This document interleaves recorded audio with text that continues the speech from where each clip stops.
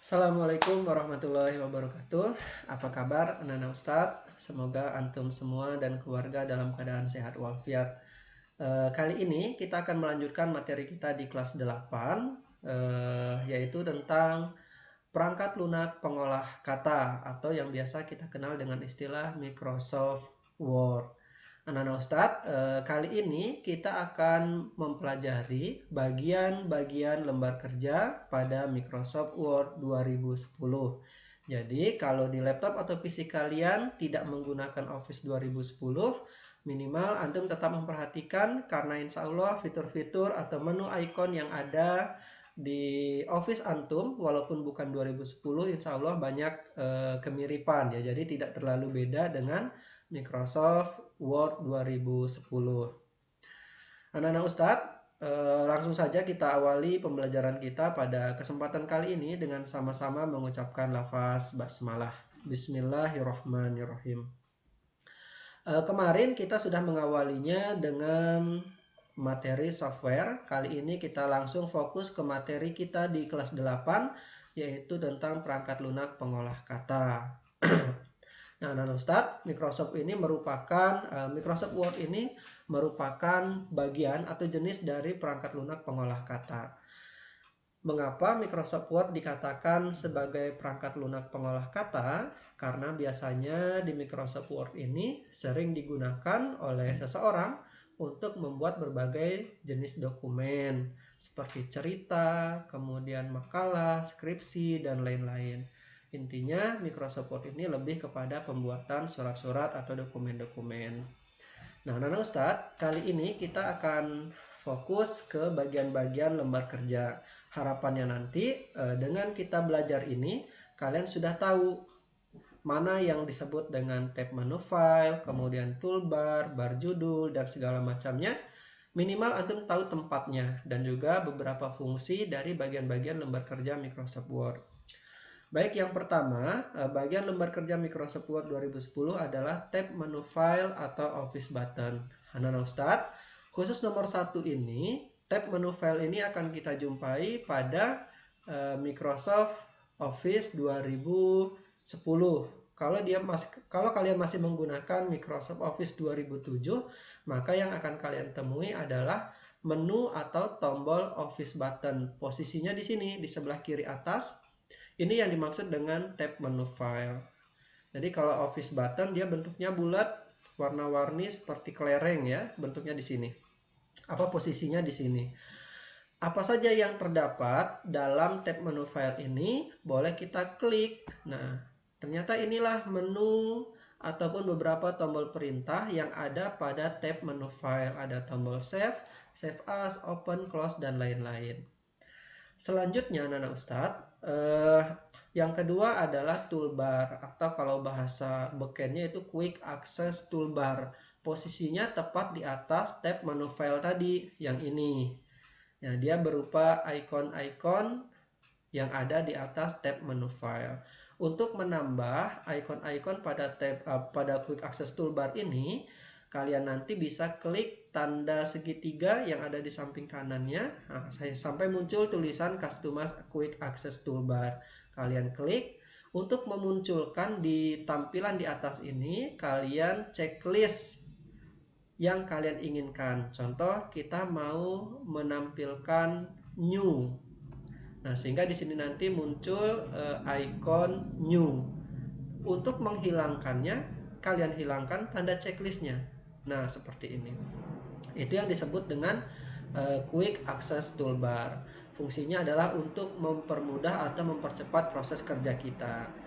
Nah, yang ketiga, Ustadz, ada yang namanya bar judul atau title bar.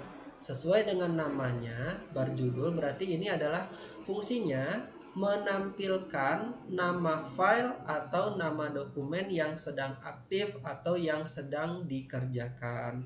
Yang mana yang disebut dengan bar judul? Nah, yang ini yang berada di bagian atas lembar kerja kalian.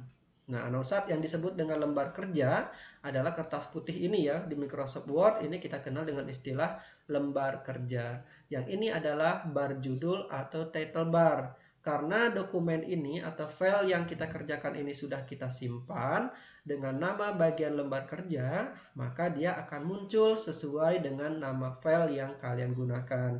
Kalau kalian simpan di sini dengan nama kalian, maka yang akan muncul di bar judul ini adalah nama kalian.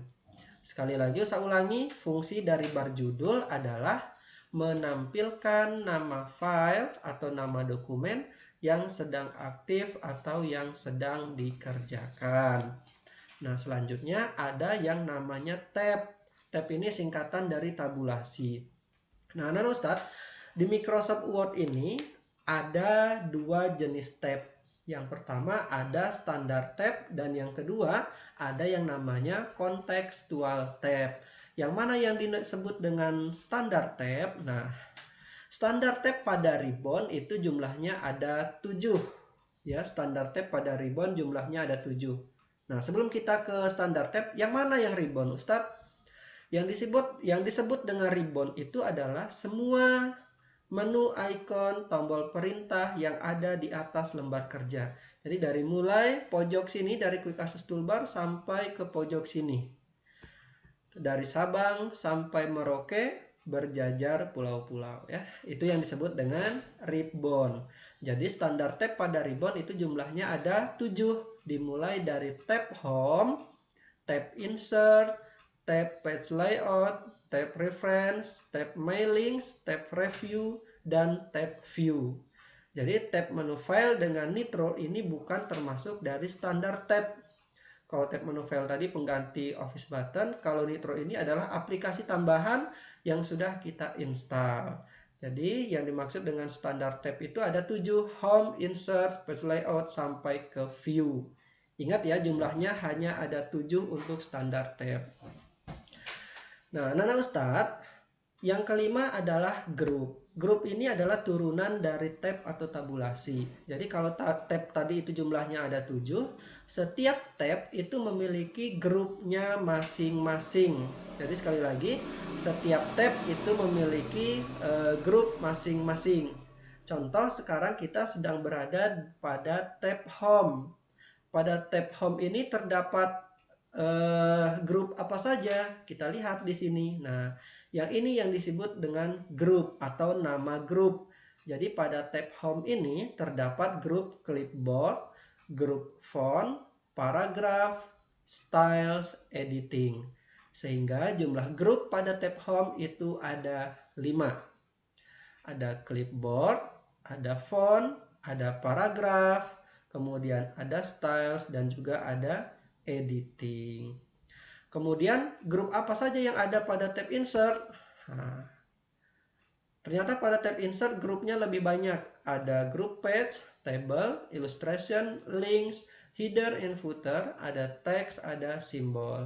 Demikian juga di tab page layout. Jadi intinya di masing-masing tab ini dia memiliki grupnya masing-masing, anak Ustadz. Untuk lebih jelasnya nanti di pertemuan yang akan datang atau di pertemuan selanjutnya akan kita jelaskan per masing-masing tab ini.